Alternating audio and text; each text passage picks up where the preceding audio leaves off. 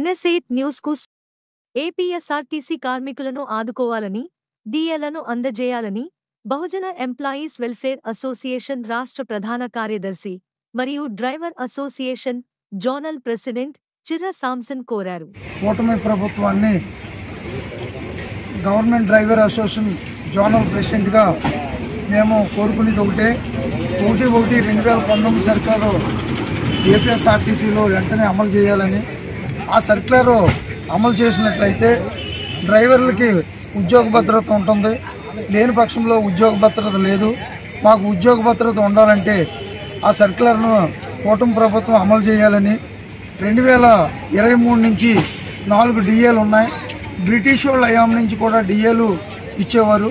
కానీ దయచేసి కూటమి ప్రభుత్వాన్ని మేము కోరుకునేది ఒకటే, 4 డిఏలు బకాయిలు ఉన్నాయి, డిఏలు కూడా ఇప్పించాలని.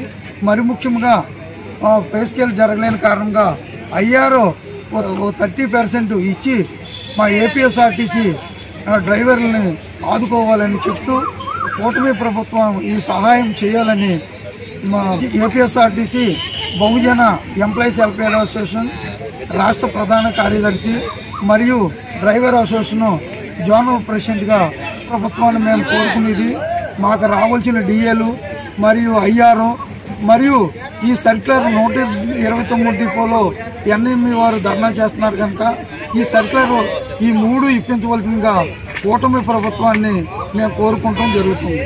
ఇట్లు Bahujan employees welfare association driver association. 2023 నుంచి డిఏలు పెండింగ్లో ఉన్నాయి కాబట్టి ఆ డిఏలను కూడా విడుదల చేసి ఆర్టీసీ కుటుంబాలను ఆదుకోవాల్సిందిగా కోరుతున్నాం.